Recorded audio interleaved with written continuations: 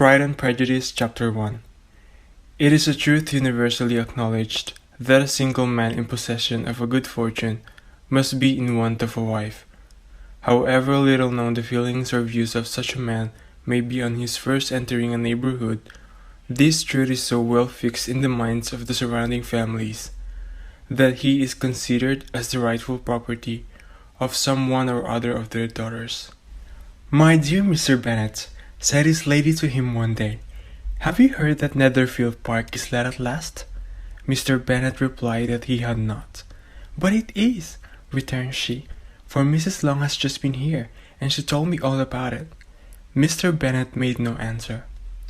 "Do not you want to know who has taken it?" cried his wife impatiently. "You want to tell me, and I have no objection to hearing it." This was invitation enough. "Why, my dear, you must know.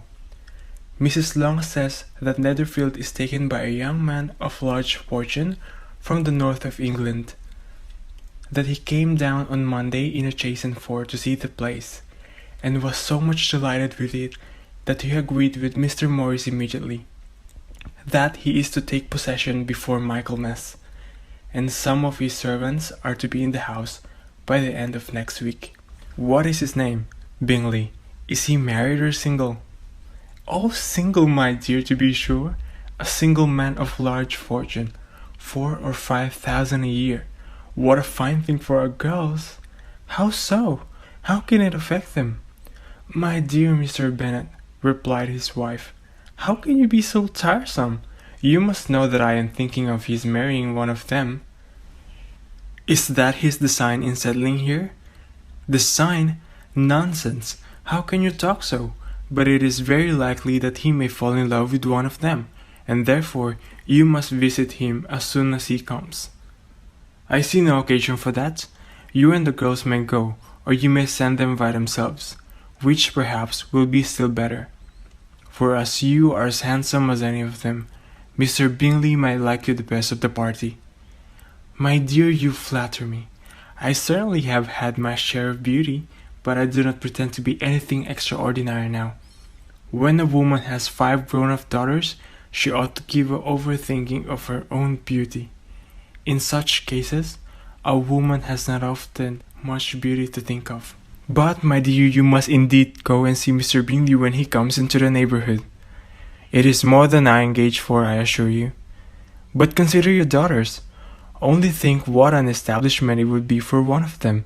Sir William and Lady Lucas are determined to go, merely on that account, for in general, you know they visit no newcomers.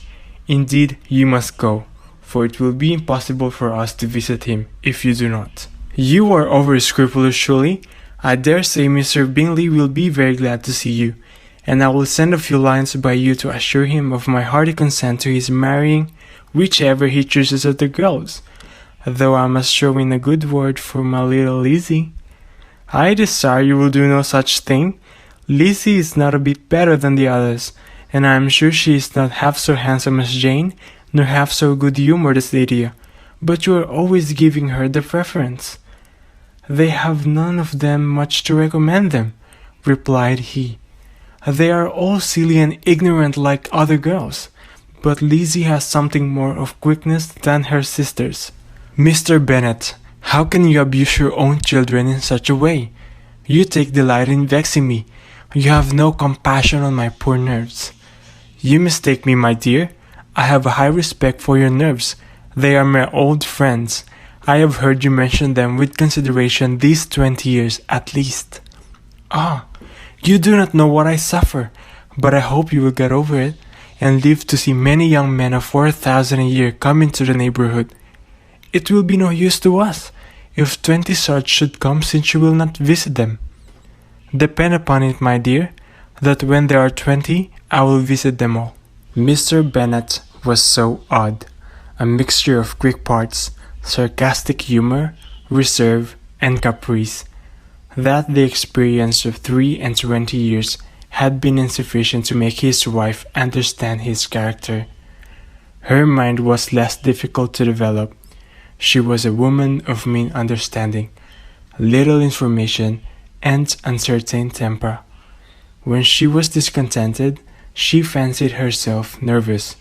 The business of her life was to get her daughters married. Its solace was visiting and news.